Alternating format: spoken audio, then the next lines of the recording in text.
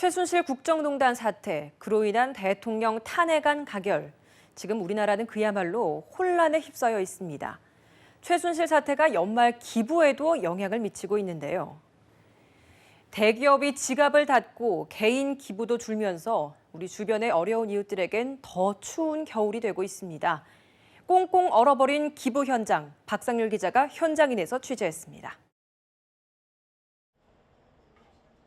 서울에서 수십 년째 해장국집을 운영 중인 강순희 할머니. 13살의 나이로 혼자 상경한 강할머니는 어려운 시절이었지만 늘 누군가를 도왔습니다. 내가 너무 고생을 많이 했고 모르겠어. 나도 내 마음에서 그냥 어려운 사람 많이 돕고 싶어가지고 어려운 사람들한테 가서 나보다 조금 좀 덜 고생 덜으라고. 지난 9년간 한 단체에 낸 기부 횟수만 13차례. 남을 돕는 건 습관이라는 이야기를 건넵니다. 그런 습관이 어릴 때부터 우리 집에도 저금통이 이만한 거 하나 있는데 그거도 이제 요거다 갖다 동사무소 갖다. 겨울이 되면 연탄이 간절한 일명 달동네.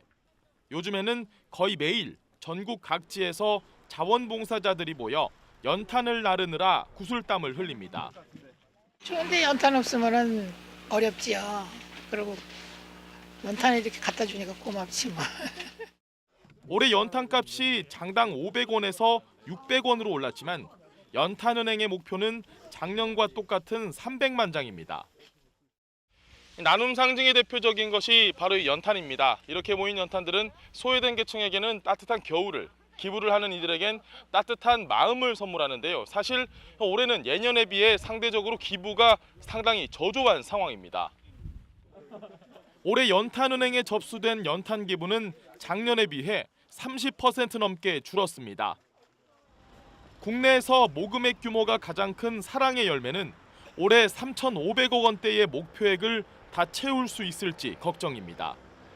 정치적으로, 사회적으로 현안이 워낙 크고 시기적으로나 또 분위기적으로 올해 많이 늦어져서. 지난 주말 기준 사랑의 온도탑은 17.8도, 작년의 절반에도 훨씬 못 미치는 수준입니다. 평소 전체 모금액 중 기업과 개인의 비율은 약 7대3으로 기업이 내는 모금액이 큰 비중을 차지합니다. 그러나 올해는 작년과 다르게 대기업들이 일제히 지갑을 닫았습니다. 왜 이런 걸까? 나라를 혼란에 빠뜨린 최순실 사태 영향이 기업 기부에까지 미쳤다는 분석이 지배적입니다. 부담스럽죠. 안 그래도 재단 출연 이런 걸로 말 많은데 뭘로 소위 말해 반팔 하는 거냐 이런 식으로 또 시선이 비춰질 수 있고 그래서.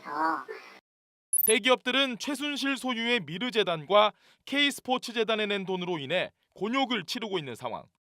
강압에 의한 출연인지 아니면 대가를 바라고 낸 뇌물인지를 두고 논란이 일면서 지탄의 대상이 되기도 합니다.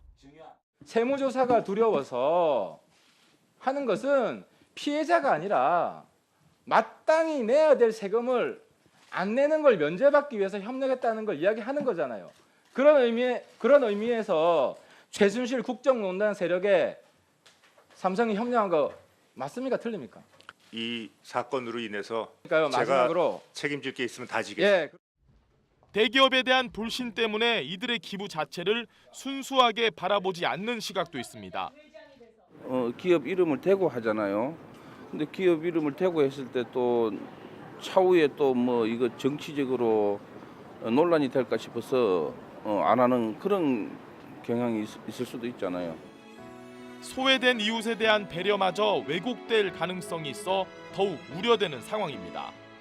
정치적인 또는 사회적인 해석이 곁들여지는 어떤 출연과 관련해서는 전혀 별개의 것이고 또 그런 부분에 대해서 저희가 좀 안타까워합니다. 기부는 자유입니다. 하지만 우리 사회의 소외된 이들은 누군가의 도움이 없다면 더 힘겨운 삶을 살 수밖에 없습니다. 이것은 선택의 문제가 아닙니다. 최순실의 국정농단 사태가 우리 기부 문화의 침체로 이어져서는 안 될 일입니다. 지금까지 현장인이었습니다.